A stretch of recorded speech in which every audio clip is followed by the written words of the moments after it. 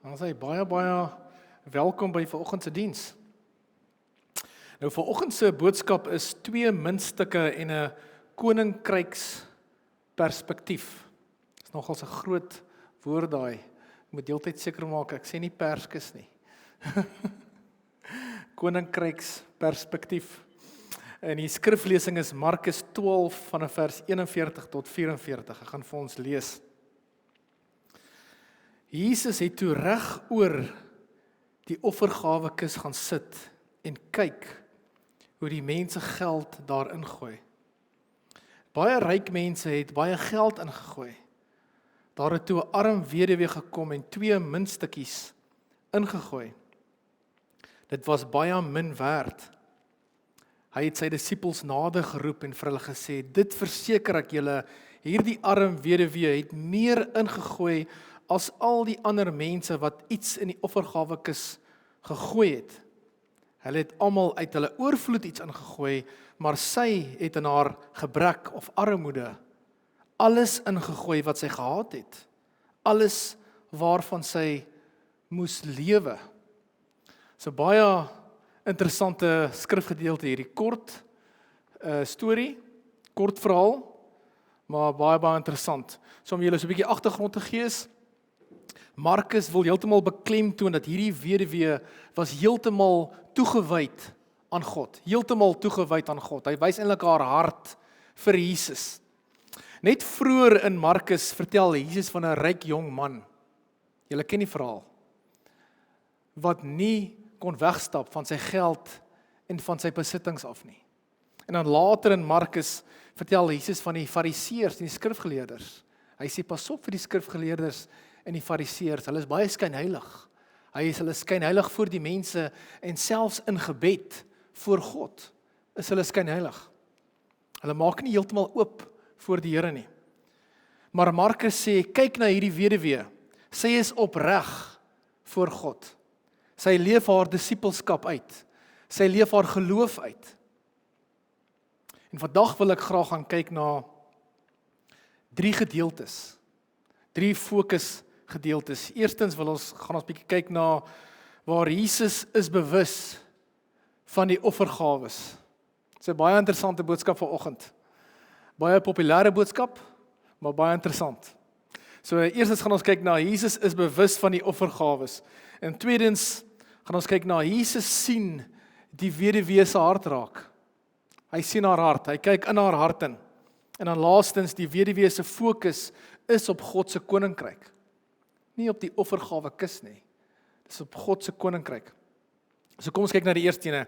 Jesus is bewus van die offergawes. En soos ek nou nog gesê het, dis baie interessant. Jesus het oorkant die offergawekis gaan sit en kyk. Van die hele sinagoge of die hele kerk waar Jesus kon gaan sit het hy gaan sit oorkant die offergawekis. En dan staan hy het gekyk. Hoe gooi die mense in? Baie interessant. Met ander woorde, Jesus is geïnteresseerd. Hoe gooi die mense in? Met ander woorde, Jesus is geïnteresseerd, hoe gooi ons in? En wat ons ingooi? Dit maak vir hom saak. Dis wat die woord van God sê. Daar was baie ryk mense wat baie geld ingegooi het. En dit is natuurlik fantasties, dit is fantasties. Maar, toe Jesus die weduwee sien nader loop, en haar laaste 2 muntstukke ingooi, toe is Jesus bly, en hy's verras. En kyk wat sê die skrif, hy het sy disippels nader geroep en vir hulle gesê, kom kyk, dit verseker ek julle, hierdie arm weduwee het meer ingegooi as al die ander mense, wat iets in die offergawekis gegooi het. Hulle, daai ryk mense, het almal uit hulle oorvloed iets ingegooi. Maar sy het in haar gebrek alles ingegooi wat sy gehad het, alles waarvan sy moes lewe. Die ander ryk mense gooi alles in, maar dis uit hulle oorvloed uit, want hulle het nog baie geld. As eintlik nog baie wat wag in die bank. As eintlik nog baie by die huis. Hierdie baie geld wat hulle ingooi, raak hulle eintlik nie eers nie. Maar vir hierdie vrou is dit 'n ander storie. Sy gooi uit haar armoede uit haar gebrek uit. Sy's arm. Nou weet julle wat het ek al agtergekom? Dat dis makliker vir arme mense om iets te gee. Dis makliker vir arme mense om ander mense te help. Ek het nou al agtergekom. Dis nie maklik vir ryk mense om iets te gee nie. Hulle sukkel. Dis nie maklik vir ryk mense om uit hulle pad uit te gaan en ander mense te help nie. Ek het dit agtergekom. Ek het so rukkie terug, en ek het dit al 'n paar keer eintlik al gesien, maar ek het so rukkie terug gesien op sosiale media van 'n verhaal van 'n boemelaar wat op die straat lewe. Hy's vuil en klere is geskeur en iemand gee vir hom 'n kospakkie. Hy het net so begin eet aan die kospakkie. Toe gaan sit daar 'n vreemde persoon langs aan hom. En hy sê vir hom, I'm hungry. En dadelik vat die boemelaar en hy breek daai enigste maaltyd wat hy het. Daai laaste maaltyd breek in die helfte. En hy het nie geen probleem. Gee dit vir die persoon langs aan hom. Dit is baie interessant. Dis sy enigste maaltyd. Heel moontlik vir die dag. Maar hy het geen probleem om dit dadelik te deel nie. Dis baie interessant. Dis 'n mindset, dis 'n, soos hulle in Afrikaans sê, dis 'n ingesteldheid om te gee. Met ander woorde, dis die manier hoe 'n mens dink. Nou ons almal het 'n mindset en ons almal het maar groot geword op 'n sekere manier. Ons is maar so groot gemaak, almal van ons, net nie seker is van ons nie, maar almal van ons is groot gemaak waar jy met muntstukke kerk toe gaan. Gaan met muntstukke kerk toe. En ek praat maar die waarheid vandag. Dit is baie interessant. Ek het gesê dit gaan 'n baie interessante boodskap wees. Maar baie keer gebeur dit. Ek het dit ook nou al agtergekom.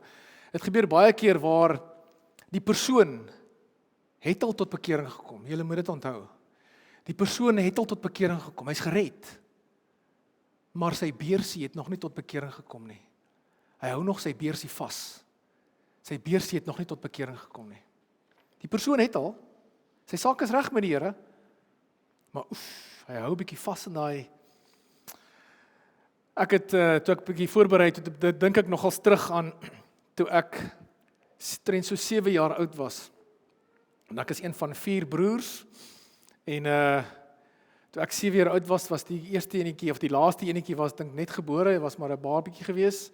So ek en my 2 ouer broers, groot geword in Sanien, daar in die gereformeerde kerk van Sanien, en elkeen op 'n Sondag kry 'n muntstuk om in te gooi.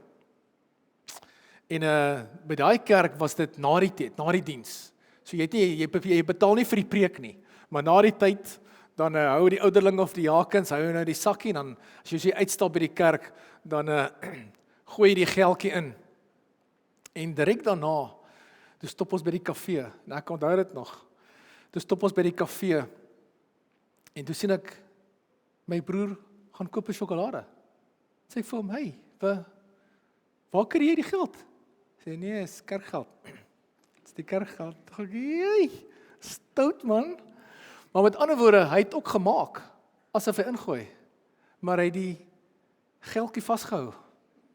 Dis interessant, nê? Is dit nie maar wat ons ook maar doen nie? Jy hou maar eintlik maar 'n bietjie vas. Ek het nogals gedink aan nog 'n voorbeeld. Dalk het julle hom al gehoor van die R50 noot. Maar soos ek dink, die storie is eintlik oud, maar dit was toe nog R50 nog baie waarde gehad het. Nou kan jy 'n bottel melk koop met R50. Maar toe R50 nog baie werd was, of jy kan dit self sien as 'n $50 noot, dat die R50 noot beweeg oralste. Hy beweeg oralste deur die week. Hy beweeg van winkel tot winkel. Eerstens beweeg hy na die groentewinkel toe om te gaan groente koop. Dan beweeg hy dalk in die week na die drankwinkel toe. Daar word hy ook gebruik, geen probleem. Hulle gebruik hom met 'n smile. Daai R50 noot beweeg na die kafee toe, na lekkernye toe. Daar word lekkernye gekoop.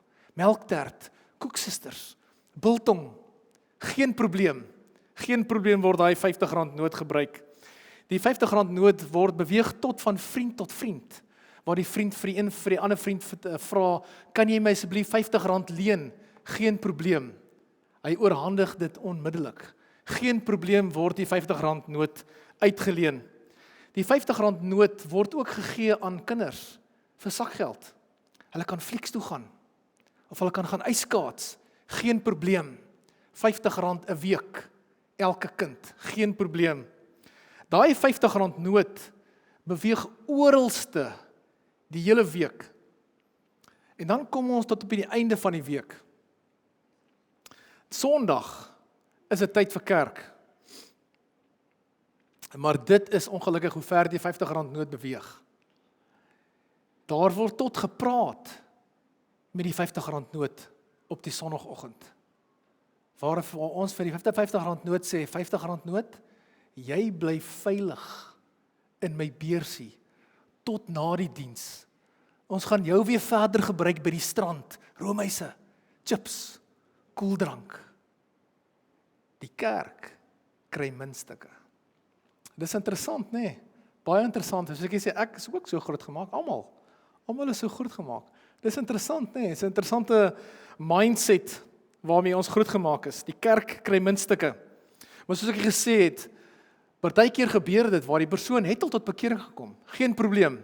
Jou hart is reg met die Here, maar die beursie het nog nie tot bekering gekom nie. Hy het nie. Dit is maar hoe ons groot gemaak is. Dit is maar hoe ons dink. Maar hierdie weduwee het glad nie daai probleem gehad nie. Glad nie. Sy het met graagte haar laaste 2 muntstukke ingegooi. En weet julle wat is vir my baie interessant van hierdie skrifgedeelte? Ek het dan ook gesê, Jesus het reg oorkant die offergawekis gaan sit. En hy het nie met sy rug na die offergawekis gesit nie, en vir die mense gekyk nie. Hy het gekyk, daar, sy oë was gefokus op die offergawekis. Dis baie interessant. Maar moenie fout maak nie, ons is nie 'n prosperity kerk nie. Geen, ja, moenie hierdie fout maak nie. Maar jy gaan die waarheid hoor vandag. So in 'n ander woorde, so God sit en kyk hoe mense ingooi. En dis nogals 'n groot gedagte as mens daaraan dink. So baie groot gedagte. God sit en kyk hoe ons ingooi en wat ons ingooi. In 'n ander woorde, Jesus is baie geïnteresseerd in wat ons ingooi. Dis wat die woord van God sê. In 'n ander woorde, Jesus stel baie belang in hoe ons ingooi, in hoe ons gee. Dis vandag se boodskap. Gee. Nou kom ek vertel vir julle 'n groot geheim. As jy dit nou nie geweet het nie, ek het dit ook net weer eens besef. Met my broer. My broer is 'n sendeling. Hy is 'n sendeling daar na Oezbekistan. En hy maak heeltemal staat op ander mense se fondse, sodat hy die woord van God kan verkondig daar. Sonder ander mense se fondse kan hy terugkeer huis toe. Stop die sendeling. Ek het dit weer eens besef toe hy gegaan het. En ek vertel vir julle 'n geheim vandag. Sendelinge het geld nodig om te funksioneer. Nou net so, 'n kerk het geld nodig om te funksioneer. Hoe mense ook al wil dink oor die saak. Ek vertel vir julle die geheim, as julle dit nie geweet nie. Het julle al gehoor van die woord rentmeesterskap? Dit is 'n baie groot woord.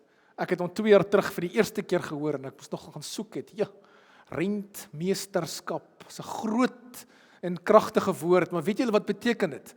Dit beteken om op 'n verantwoordelike en 'n betroubare manier te werk met geld, of met jou tyd, of met jou gawes. So God vertrou ons moet mooi werk met die geld. God vertrou ons moet betroubaar wees. Nou in Genesis, en dis van waar af dit kom, rentmeesterskap kom van Genesis af. En julle ken dit eintlik, julle het dit eintlik al gehoor. In Genesis het God vir Adam en Eva die opdrag gegee om die aarde te ontwikkel en te bewerk. Met ander woorde, die aarde behoort aan God, maar hy gee vir ons die taak om daarna te kyk en om vir die aarde te sorg, om dit te bewerk, om dit te bestuur. Nou net so is daar rentmeesterskap binne in 'n kerk. Daar is rentmeesterskap in die bestuur van die kerk. Want julle weet, as daar nie rentmeesterskap binne in die kerk is nie, dan word geld left, right en center uitgedeel. Hulle maak eintlik wat hulle wil. Dan kom daar groot vraagtekens. Ja, hierdie ouens koop net aan. Daar's nie goeie rentmeesterskap hier nie. Maar daar moet goeie rentmeesterskap wees binne in die leierskap van die kerk. En selfs rentmeesterskap vir die lidmate. Weet jy of julle dit geweet het nie? Vir elke lidmaat is daar rentmeesterskap. Die Here gaan vra eendag vir elke lidmaat rentmeesterskap. Hoe het jy jou tyd toegewy? Selfs jou geld. Hoe het jy jou geld toegewy? Was dit vir die bevordering van die koninkryk? Dit is baie interessant. Daar's rentmeesterskap selfs vir die predikers. Soos julle al agtergekom het, ek en Ludie kan nie net preek waar ons wil nie. Ons moet seker maak, dit kom suiwer oor. Ons moet seker maak. Dit is hoekom daar partykeer ongemaklike goedjies gesê gaan wees. Want dis wat die Here dis iets wat die Here wil sê. Want dit moet suiwer van die Here se hart afkom. Die arm weduwee het staat gemaak op haar leiers om haar geld goed te bestee. Sy maak staat op haar leiers. En die leiers maak weer staat op die donasies van die arm weduwee. Hulle maak staat op daai 2 klein muntstukkies. Wanneer die weduwee nader stap, sien God reguit in haar hart en hy sien haar hart raak. Jesus sien haar hart. Dit is so mooi. En julle weet, ek sê nie vir julle iets niets nie. Ons weet baie goed dat die Bybel sê, God kyk nie na die uiterlike nie. God kyk na die innerlike.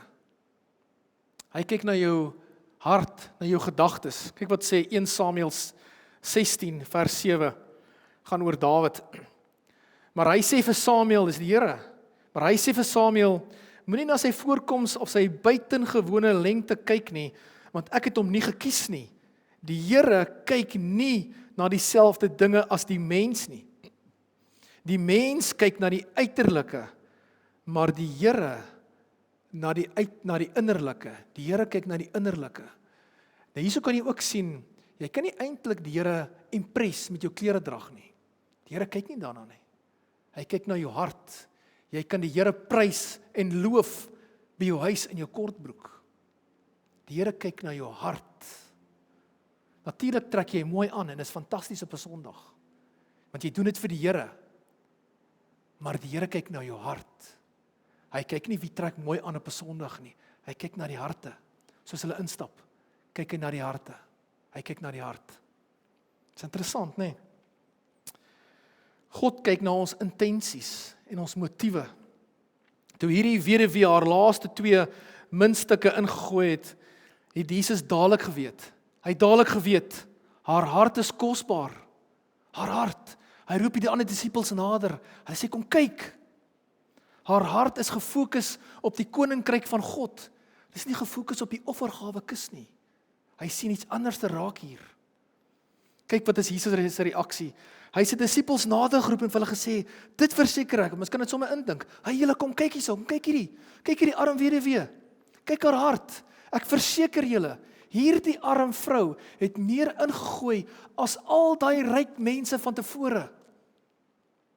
En ek is seker die disippels het ook eers gedink, ons verstaan nie mooi nie. Ons almal het ons gesien, die ryk mense gooi meer in, maar die Here kyk na die hart. Hy het haar hart raak gesien. So wat maak dat jy jou laaste 2 muntstukke sal ingooi? Jou laaste 2. Wat maak dat jy dit sal doen? Dit is 'n absolute vertroue op God. Absolute vertroue op God. Sy maak heeltemal en totaal staat op God. Wanneer die geld of kos min raak by die huis, Here, ek maak staat op U. Ek vertrou U. Ek vertrou dat U vir my gesin sal sorg. Ek wonder nogals hoe het hierdie vrou gevoel? Want heel moontlik het sy die ander ryk mense gesien. Sy kan sien wat sy geld gooi hulle in. En sy weet, ek het net 2 muntstukke, ek weet nie of jy al in so 'n posisie was nie.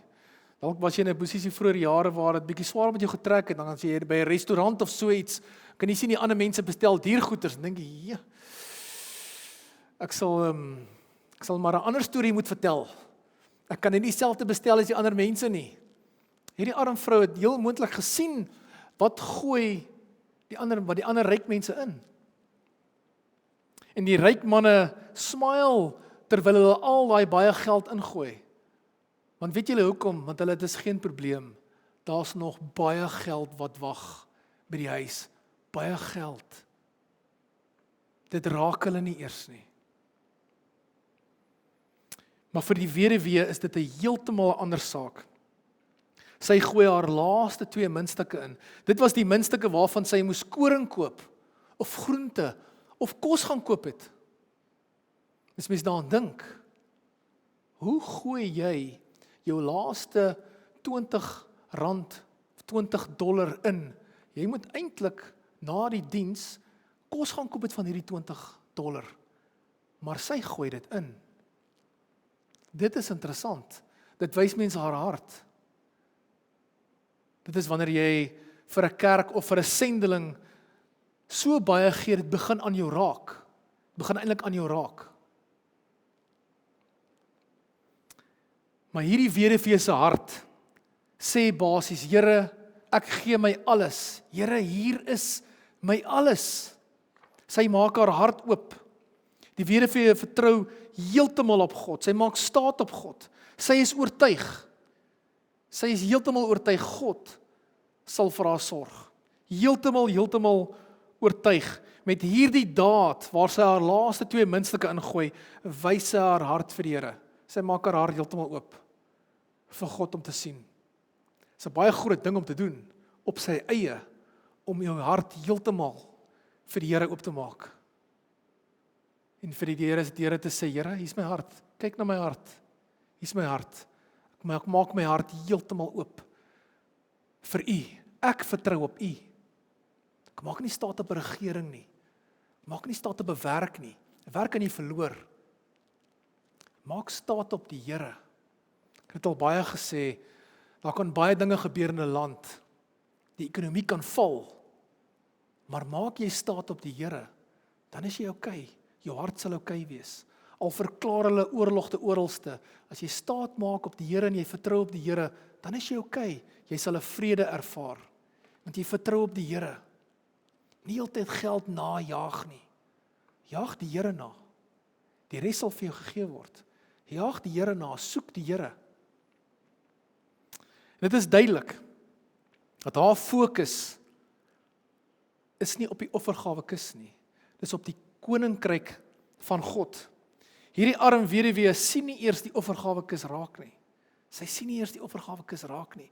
Sy sien iets baie diepers, iets baie verders sien sy raak. Sy sien 'n koninkryk raak. Sy sien die koninkryk van God raak. En daarom is sy bereid om haar laaste 2 muntstukke vorentoe te stap en in te gooi. Sy sien God se koninkryk raak. En as ek vir jou die vraag vra vanoggend, my vriend, wat van jou? Sien jy God se koninkryk raak? Sien jy sy koninkryk? Jy moet verder kyk. Jy moet dieper kyk as die offergawekis. Want dit gaan nie eers oor die offergawekis nie. Dit gaan oor 'n koninkryk. Daar's 'n baie groter doel hoekom ons doen wat ons doen. Hierdie weduwee gee haar 2 laaste muntstukke nie vir mense nie. Julle moet mooi verstaan. Sy gee dit nie vir mense nie. Sy gee dit nie vir 'n kerk nie. Sy gee dit vir God. So ek sê, julle moet dieper dink. Ek preek nie vir mense nie. Dit lyk so, maar ek preek nie vir mense nie. Ek preek vir God. Ek doen dit vir die Here. Ek soek nie die goedkeuring van mense nie. Ek doen dit want ek is lief vir die Here. Die mense wat tee en koffie bedien daar, hulle doen dit nie vir mense nie. Doen dit vir die Here.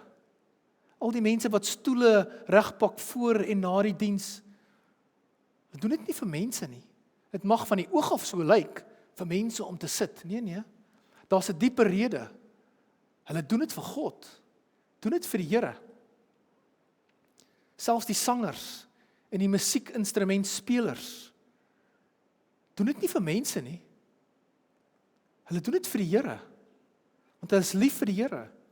Want hulle weet, as ons dit vir mense doen, gaan jy vinnig teleurgestel word. Vinnig. Dan is jou fokus verkeerd. Maar hulle doen dit vir God. En wanneer jy dit vir God doen, dan staan jy sommer 5:00 die oggend op. Jy trek aan.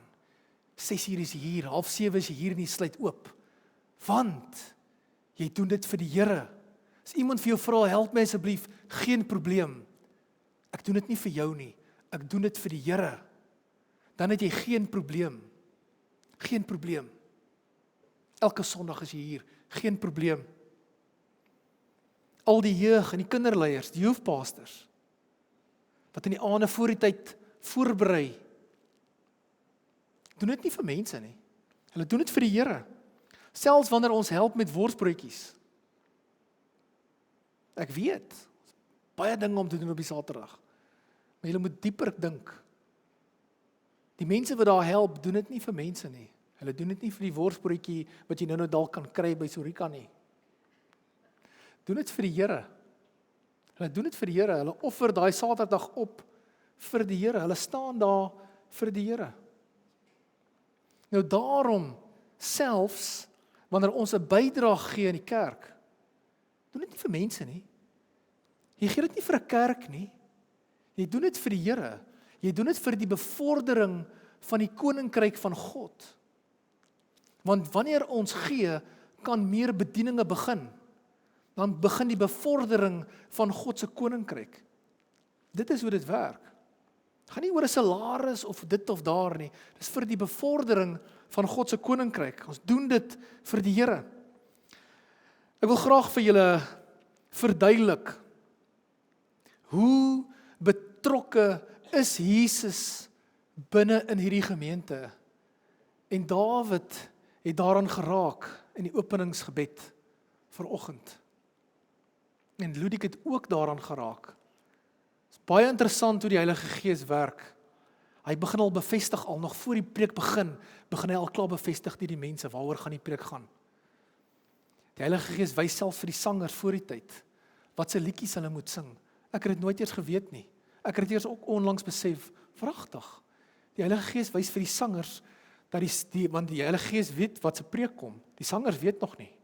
Maar voor in die week al wys die Heilige Gees klaar vir die sangers, wat se liedjies gaan pas by die boodskap vir Sondag. Dit wys jou, die Heilige Gees is heeltemal in beheer van hierdie erediens. Jesus is hier in die oggend, wanneer ons mekaar groet daar buitekant, hy's daar. Wanneer ons boodskap kry, wanneer ons sing, stap hy deur. Hy's hier deur. Hy stap hier deur van persoon tot persoon. Hy's hier. Hy hoor al die preke. Hy hoor al die gesprekke wat jy eenkant het. Hy hoor dit alles. Hy sien hoe jy voorberei. Want hy sê vir jou wat se woorde om te sit in die preek. Hy sien alles. Hy is hier. Hy is totaal in beheer van hierdie boodskap. Hierdie is Jesus se kerk. Dis sy kerk. Hy het hierdie perseel gekies. Hy roep leiers nader vir bedieninge. Dis baie interessant. Toe ons hierdie kerk gestig het, net toe ons dit noem, hier staan mense op. Hulle wil graag hulle hand op, hulle wil, sy wil. Dis baie interessant. Hierdie is die Here se kerk. Hierdie is die Here se gemeente. Hy kies die liedere, soos ek nog gesê het. Hy kies die preektemas. Dis hy wat praat. Ek is baie dinge, maar ek is nie 'n public speaker nie. So die feit dat ek hierso staan, julle moet weet, dis die Heilige Gees. Soos ek sê, ek is baie dinge, maar hierdie is die Heilige Gees. Wat 'n mens in staat stel om te evangeliseer en om te preek en om te help en om aan te moedig, om te profeteer, is die Heilige Gees. Jesus is in die gebedskamer, selfs al is daar net een persoon. Jesus is daar. Hy is betrokke. Hy is absoluut betrokke By elke bediening, elke faset is die Heilige Gees betrokke. Hy is hier teenwoordig, 100%. Maar julle moet mooi verstaan, want vandag gaan oor gee, maar God wil jou nie forceer nie. Hy wil glad nie hê jy moet forceer voel nie, glad nie. Dit is hoe elke ene daaroor besluit. Die Here wil hê, dit is hoe die Here daaroor op jou hart druk. So oor hoe jy daaroor voel, hoe die Here dit op jou hart druk, dit is hoe dit is. Kyk wat sê die Bybel in 2 Korintiërs 6 vers 9. 9 vers 6 tot 9. Dink daaraan, wie karig saai sal karig oes en wie volop saai sal volop oes. Hier is dit nou. Elkeen moet gee soos hy hom in sy hart voorgenem het. Nie met teensin of uit dwang nie. Glad nie uit dwang nie. Niemand moet jou dwing nie. Niemand dwing jou nie. Die Here dwing jou nie. Glad nie. Glad nie uit dwang nie. Want God het die blymoedige gewer lief. En God is by magte om aan julle alles in oorvloed te skenk, sodat julle in alle opsigte altyd van alles genoeg kan hê en volop kan bydra vir elke goeie werk. Daar staan ook geskrywe, hy deel uit en gee aan die armes. Hy bly altyd vrygewig. Maar kom ek noem net gou vinnig weer daai woord mindset of ingesteldheid. Is jou gedagtes ingestel op die koninkryk van God? Selfs deur die week is jou gedagtes ingestel op die koninkryk van God. Met ander woorde, sê jy dit heeltyd vir jouself, hoe kan ek vandag God se koninkryk bevorder? Met wie kan ek praat vandag oor die Here Jesus? Hoe kan ek die koninkryk bevorder? Of het hulle jou saamgesleep kerk toe? Dis ook fyn. Soos bly jy's hier. Baie keer is dit ook hoe die Here werk. Ek het al baie gehoor van stories waar manne na mannekampe toe is. Hulle stop daar met drank in die kattebak. Hulle het gedink hulle gaan bietjie braai en kuier by hierdie kerk mannekamp. Dan kom hulle tot bekering. Hulle is met al daai drank weer terug. Hulle kom tot bekering. Baie keer, en ek sit nog ons baie en dink, baie keer vergeet ons. Hierdie aarde is nie ons huis nie. Ons is net tydelik hier. Net vir 'n kort tydperk. Baie tydelik hier. En baie keer, baie van ons is baie haastig om baie geld in mekaar te maak. Baie haastig deur die lewe. Wil soveel as moontlik maak hierdie week. Ek wil soveel as moontlik maak in my lewe. Die persoon klou vas aan daai geld. Dink ek of dit is nie 'n koninkryksperspektief nie.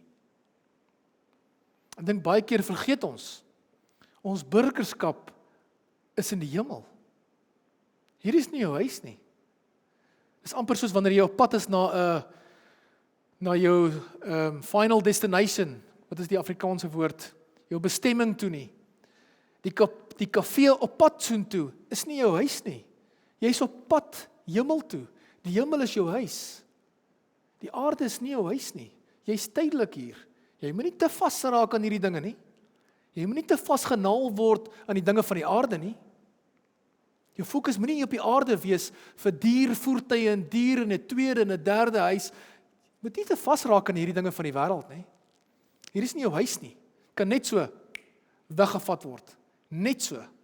En al wat bly oor is het jy 'n verhouding met die Here of nie? Alles, ek het dit al beleef al, alles kan van jou af weggevat word, in 'n oogwink.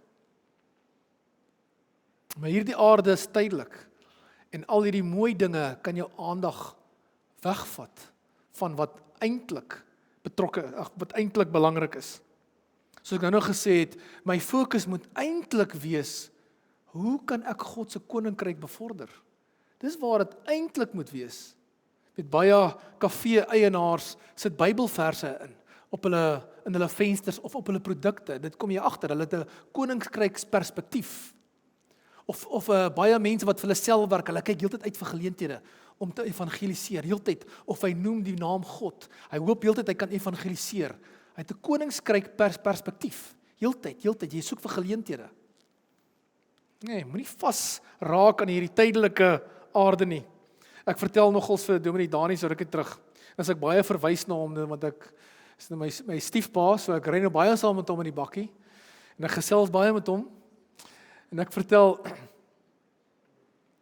vir hom, so rukkie terug, het ek 'n ding gesien op Facebook, van 'n vrou wat 'n tweedehandse Land Cruiser gekoop het in Suid-Afrika. Net so onder R1 miljoen. Dan dink ek, ja, dit is dan maar iets verskrikliks. Dit is iets verskrikliks, dat 'n mens sulke geld kan spandeer aan 'n voertuig. Dit is iets verskrikliks. $100,000 vir 'n tweedehandse voertuig. Dit is iets verskrikliks, maar dan wonder mens, waar is die fokus? Waar is die fokus? Is dit veronderstel om so te wees, dat ons heeltyd moet fokus om ryker en nog ryker te moet word? Nee.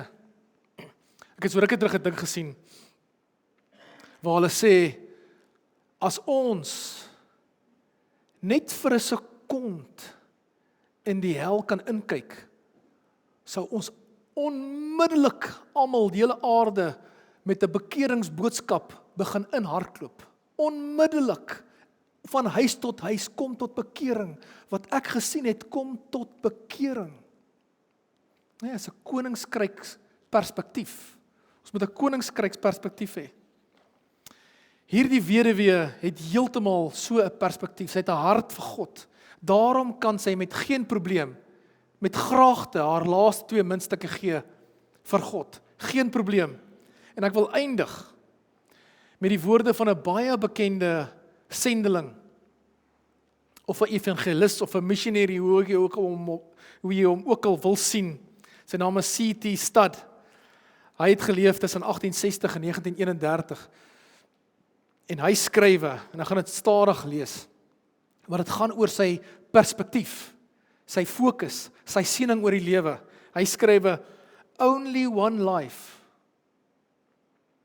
Soon it will be past. Only what is done for Christ will last.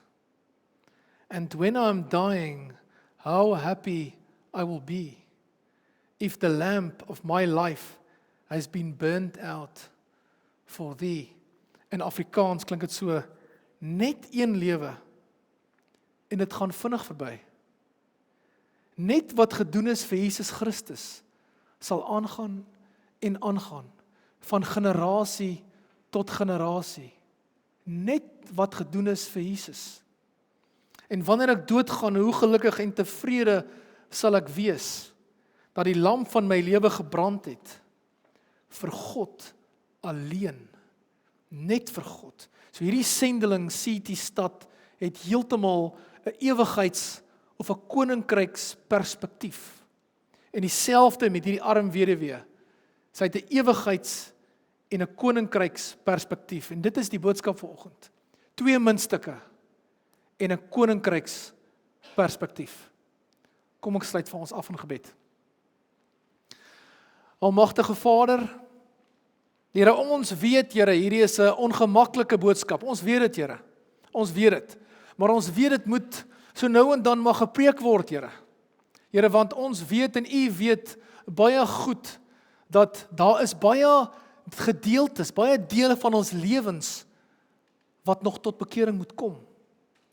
Baie keer het die persoon al tot bekering gekom, maar hy maak nog rassistiese grappe. Daai rassistiese ding moet nog tot bekering kom. Baie keer het die persoon tot bekering gekom, maar hy wil nie gee nie. Hy's nie vrygewig nie. Sy beursie moet nog tot bekering kom. Here, ons lê hierdie boodskap voor U troon neer, almagtige Vader, en ons sê vir U dankie, Here Jesus. Dankie vir hierdie ongemaklike boodskap, Here. Here, maar dankie dat U ons elkeen se harte aanraak. Dankie dat U, wanneer ons huis toe gaan, dat U met ons elkeen sal praat later die dag, waar ons vir mekaar gaan sê, wel, my man, my vrou, dan is dit soos dit is, soos wat die woord van God sê. Ons moet gee. Die tyd het aangebreek. Here Jesus, ons kan die woord baie, baie duidelik sien, almagtige Vader, waar U heeltemal en totaal in beheer is van die erediens. In totaal in beheer is van die hele erediens, van die sang af, die voorbereiding van die boodskap, die kies van die liedere, die gebede voor die tyd in die gebedskamer, in die jeug en in die kindervertrekke, waar hulle boodskap kry, U Heilige Gees is daar. U ken ons gedagtes, U ken ons harte, U ken ons intensies en motiewe. Here, ek vra en ek pleit en ek smeek by U Almagtige Vader, help ons Here, laat ons fokus sal shift, sal skuif, van die mooi aantreklike goeders van die aarde af, na U toe, na U koninkryk toe, Here. Asseblief Almagtige Vader, help ons, dat ons 'n koninkryksperspektief kry, Here. 'n Fokus, soos wat Paulus gesê het in die Fotum. Ek lewe vir Christus alleen, en om te sterwe, dan gaan ek hemel toe. My fokus is heeltemal op God en op die koninkryk van God. Niks op die dinge van die aarde nie. Net om mense na die Here Jesus toe te bring. En eendag, Here, wanneer ek oud is, dan sal ek graag wil sê, ek het gelewe vir die Here Jesus. Amen.